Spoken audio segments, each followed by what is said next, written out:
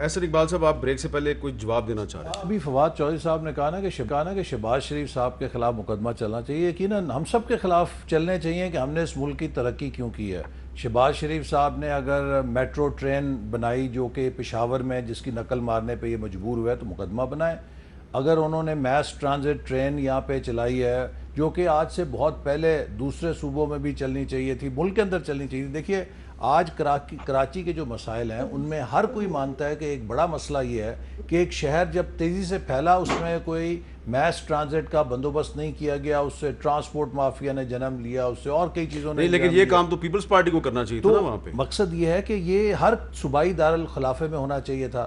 ہم نے اگر وہاں پہ میس ٹرانزٹ بنائی, یہ کہتے ہیں جی کہ اس پہ سبسڈی جائے گی. آپ لندن, نیو یارک, دنیا کی کوئی میس ٹرانزٹ نکال لیں وہ سبسڈی پہ چلتی ہے, اس لیے کہ اس کی جو اصل گین ہے وہ ہوتی ہے کہ آپ کتنے پیسنجر سڑکوں سے نکال رہے ہیں, آپ کتنا ٹریفک کنجیشن کم کر رہے ہیں, آپ کتنی پولوشن کم کر رہے ہیں. جب اس ساری چیزوں کو آپ فیکٹر ان کریں گے تو اس کی پازیٹیو ویلیو آ جاتی ہے.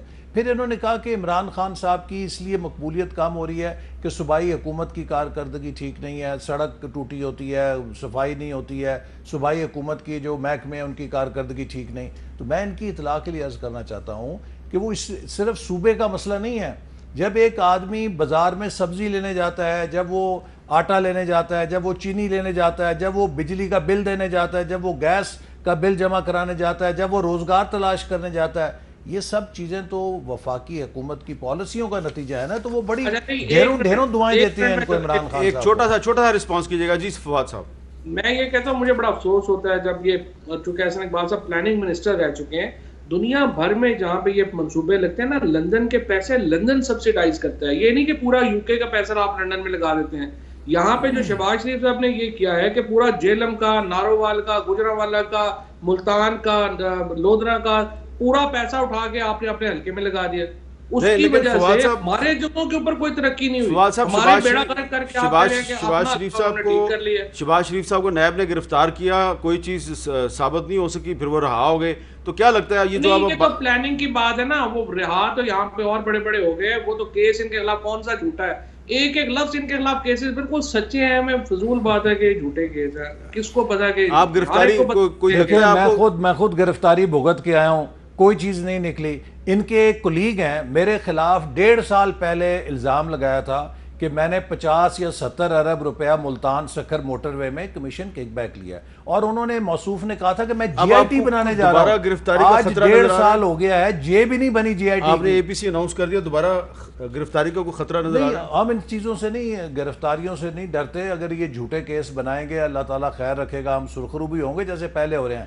لیکن میں صرف یہ کہوں گا کہ یہ بڑا ظلم ہے کہ انہوں نے کراچی کی گرین لائن اور لاہور کی اورنج لائن کو اس وجہ سے تاخیر میں ڈالا کہ ان سے بی آر ٹی نہیں بنی. آخری سوال میرا, فواد صاحب چھوٹا ہے جواب دیجیے گا. اگلے ہفتے قومی اسمبلی کا اجلاس ہے, کیا اس میں ایف اے ٹی ایف پہ حکومت اور اپوزیشن مل کے قانون سازی کرے گی, یا اپوزیشن جو ہے وہ اب آپ کے ساتھ تعاون نہیں کرے گی؟ تو پھر کیا کریں گے آپ؟ دیکھیں جی, ہم تو انشاءاللہ اس کو پاس کرائیں گے. اگر اپوزیشن کی مرضی ہے, اگر وہ ہندوستان کے ایجنڈے کو آگے بڑھانا چاہتے ہیں تو اس کو ووٹ نہ دیں.